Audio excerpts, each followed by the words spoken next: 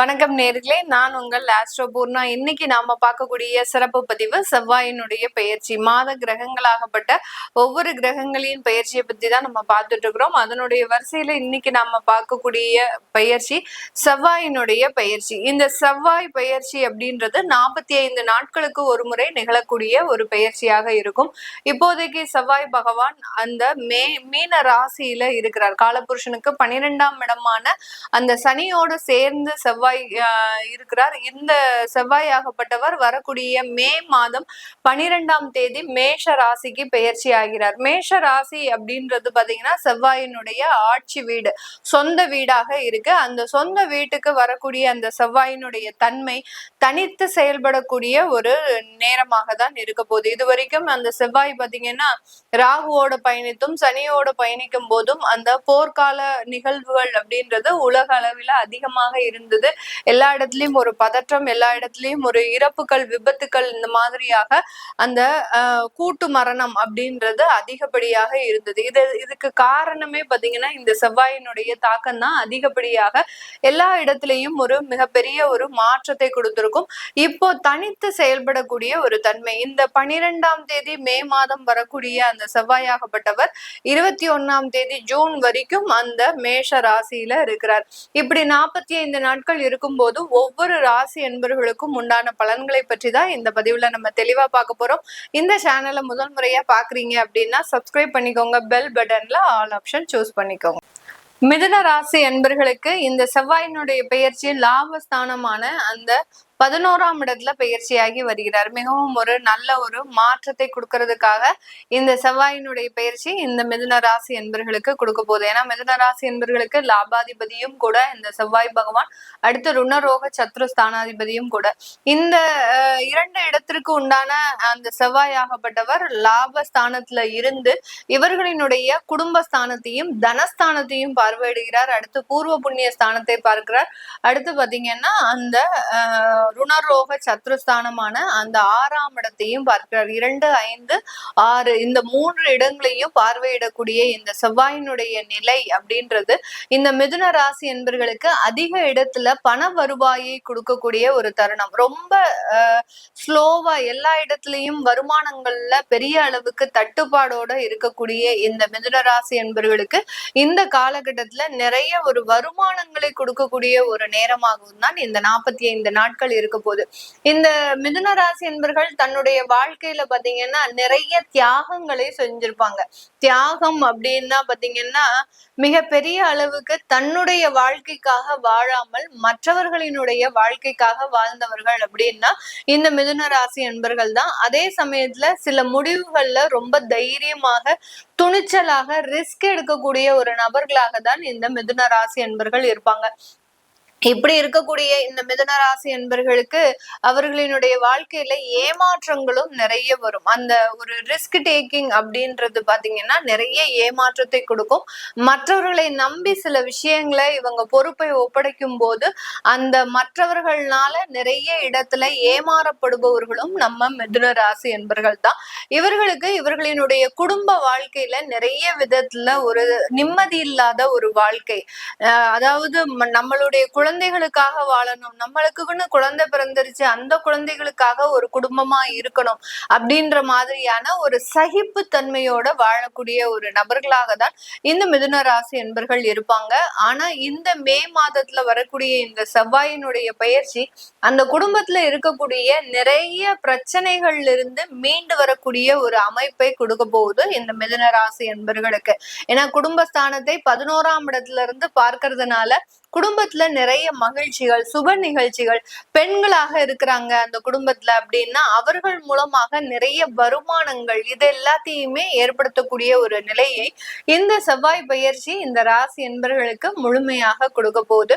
இந்த ராசி என்பர்கள் இந்த காலகட்டம் அந்த பூர்வீக சொத்துக்கள்ல ஏதாவது பிரச்சனைகள் இருக்கு அப்படின்ற பட்சத்துல, அதாவது அந்த பூர்வீக சொத்தை பராமரிக்க முடியாம இருக்கு, அந்த பூர்வீக சொத்துல இருந்து பங்குகள் வராம இருக்கு, அதன் சம்பந்தப்பட்ட ஒரு வழக்குகள் கோர்ட்டு கேஸ்ல போயிட்டு இருக்குது அப்படின்ற மாதிரியாக இருக்கிறவர்களுக்கு இந்த காலகட்டம் அதிலிருந்து எல்லாம் ஒரு நிவர்த்தி அப்படின்றது முழுமையாக கொடுக்கக்கூடிய ஒரு தருணமாக தான் இந்த மிதுன ராசி என்பர்களுக்கு இந்த செவ்வாய் பயிற்சி அருமையான ஒரு அமைப்பை பூர்வீக சொத்துக்கள் மூலமாக கொடுக்க போது. உடன் பிறந்தவர்களால இருக்கக்கூடிய பிரச்சனைகள் கூட இந்த காலகட்டத்துல முழுமையாக நிறைவேறக்கூடிய ஒரு நேரம். ஏன்னா இந்த செவ்வாயாகப்பட்டவர் களத்திரக்காரகன், பூமிக்காரகன், அடுத்து பாத்தீங்கன்னா சகோதரக்காரகன் அப்படின்னு கூட சொல்லுவோம். அந்த சகோதர ஸ்தானத்துல இருக்கக்கூடிய இந்த செவ்வாயாகப்பட்டவர் 11ஆம் இடத்துல இருக்கிறதுனால இதனால் வரைக்கும் ஒரு சண்டை சச்சரவோட இருந்த சில உறவுகள் மீது ஒரு சமாதானம், ஒரு விட்டு கொடுத்து போகக்கூடிய ஒரு மனப்பான்மை அப்படின்றது உறவுகள் மத்தியில ஏற்படக்கூடிய ஒரு ஸ்தானம் தான். ஏன்னா அதுதான் அந்த 11ஆம் இடத்துல இருந்து குடும்பஸ்தானத்தை பார்க்கக்கூடிய அந்த செவ்வாயினுடைய தன்மையும், அடுத்து பாத்தீங்கன்னா உங்களுடைய ராசிக்கு 5ஆம் இடமான அந்த பூர்வ புண்ணிய ஸ்தானத்தையும் பார்க்கிறார். பூர்வ புண்ணிய ஸ்தானம்ன்றது பாத்தீங்கன்னா அதாவது இரத்த சொந்தத்துல அதிகப்படியான ஒரு பலத்தை ஏற்படுத்தக்கூடிய ஒரு ஸ்தானம் தான். இரத்த சொந்தம் அப்படின்னாலே பாத்தீங்கன்னா உடன் பிறந்தவர்கள், அடுத்து பாத்தீங்கன்னா இவர்களினுடைய முன்னோர்கள் சம்பந்தப்பட்ட சில இரத்த சொந்தங்கள், தன்னுடைய தாயார் தகப்பனார் சம்பந்தப்பட்ட இரத்த சொந்தங்கள், இவர்கள் மூலமாகலாம் நிறைய ஒரு மாற்றத்தை பெறக்கூடிய ஒரு காலகட்டமாக தான் இருக்க போகுது.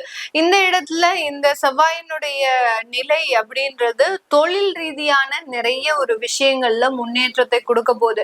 நிறைய பேர் பாத்தீங்கன்னா கமிஷன் சம்பந்தப்பட்ட ஒரு தொழில இருக்கக்கூடியவர்கள், அடுத்து பாத்தீங்கன்னா ஒரு ஏஜென்சியா இருக்கிறீங்க, ஒரு நில அதாவது ரியல் எஸ்டேட் புரோக்கர்ஸா இருக்கிறீங்க, இவர்களுக்கு எல்லாருக்குமே இந்த மாதத்துல இந்த 45 நாட்கள்ல அதிகப்படியான பண வரவுகளை கொடுக்கக்கூடிய ஒரு நேரம்.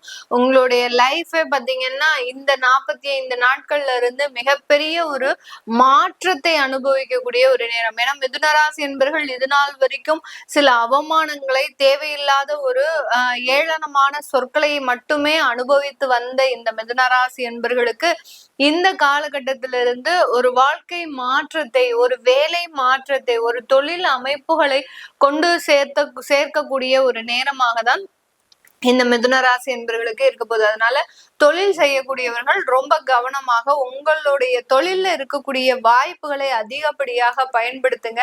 அதே மாதிரி பாத்தீங்கன்னா தொழில்ல சில முடிவுகளை நீங்க போல்டா எடுக்கிறதுக்கு உண்டான ஒரு அமைப்பும் இந்த 45 நாட்கள்ல இருக்கு. இது நாள் வரைக்கும் இந்த மிதுன ராசி என்பவர்கள் அந்த முடிவு எடுக்கிறதுல ரொம்ப தயக்கமான ஒரு தடுமாற்றத்தை உடைய மிதுன ராசி என்பவர்கள் இந்த நேரத்துல இருந்து பாத்தீங்கன்னா அந்த தயக்கம், ஒரு தடுமாற்றம், ஒரு பதட்டம், இது எல்லாமே குறைஞ்சு ஒரு துணிச்சலான ஒரு முடிவை தொழில் ரீதியாக எடுக்கக்கூடிய ஒரு நேரமாக இருக்கும். கடன் போன்ற விஷயங்கள்ல ஒரு பெரிய அளவுக்கு கேர்ஃபுல்லா, அதாவது கடனை அடைக்கணும் அப்படின்னு நினைச்சுக்கிட்டே இல்லாம அந்த கடனை அடைக்கிறதுக்கு உண்டான சில முயற்சிகளை தொழில் ரீதியாக எடுங்க. அப்படி எடுக்கும் போது ஆட்டோமேட்டிக்காக அந்த கடன் அப்படின்றது முழுமையாக தீரக்கூடிய ஒரு காலகட்டமாகவும் தொடக்க காலமாகவும் தான் இந்த செவ்வாய் பயிற்சி இந்த மிதுன ராசி என்பவர்களுக்கு முழுமையான பலனை கொடுக்க போது. இந்த காலகட்டத்துல அந்த விளையாட்டு துறையில இருக்கக்கூடியவர்கள், செவ்வாய்க்கு விளையாட்டு அப்படின்றது ஒரு முக்கியமான ஒரு காரக கிரகமும் கூட. இந்த விளையாட்டு துறையில இருக்கக்கூடியவர்கள் நிறைய பேர் பாத்தீங்கன்னா கேப்டன்ஷிப் பதவியெல்லாம் வகிக்கக்கூடிய ஒரு திறமை ஒரு நேரமாக இருக்கும். அடுத்து ஒரு முக்கிய பொறுப்பு, முக்கிய ஒரு கோச்சரா ஆகிறதுக்கு உண்டான ஒரு நேரம், பெரிய இடத்துல உங்களுக்கு உண்டான ஒரு அங்கீகாரம் அப்படின்றது அந்த விளையாட்டு துறையில இருக்கும். இந்த மாதிரியாக அந்த விளையாட்டு துறையில நிறைய ஒரு சாதனைகளை புரியக்கூடிய ஒரு நாட்களாகவும் தான் இந்த 45 நாட்கள் இருக்க போகுது. ஏன்னா இந்த மிதுன ராசி என்பவர்களுக்கு இப்ப பாத்தீங்கன்னா புதன் திசை, கேது திசை இந்த மாதிரியான ஒரு அமைப்புல இருப்பாங்க. மேக்சிமம் பாத்தீங்கன்னா சனி புதன் திசையில இருக்கக்கூடிய ஒரு அன்பர்களாக தான் இருப்பாங்க. இந்த காலகட்டம் அது இந்த செவ்வாயினுடைய பயிற்சியோட சேர்ந்து என்னென்ன ஒரு விஷயங்கள்ல உங்களுக்கு வெற்றிகளை கொடுக்க போகுது அப்படின்னு தெரிஞ்சுக்க விருப்பப்படுறவங்க கீழே இருக்கிற நம்பருக்கு வாட்ஸ்அப்ல அப்பாயின்மெண்ட் வாங்கிக்கிட்டு நீங்க கன்சல்ட் பண்ணிக்கலாம். உங்களுடைய குழந்தைகளுக்கு ஜாதகம் எழுதணும், நியூமராலஜி படி பெயர் வைக்கணும்னு நினைக்கிறவங்களும் கீழே இருக்கிற நம்பருக்கு வாட்ஸ்அப்ல மெசேஜ் அனுப்புங்க. அதற்குண்டான விவரம் தெரிய வரும். உங்களிடமிருந்து விடைபெறுவது உங்கள் ஆஸ்ட்ரோ பூர்ணா. நன்றி, வணக்கம்.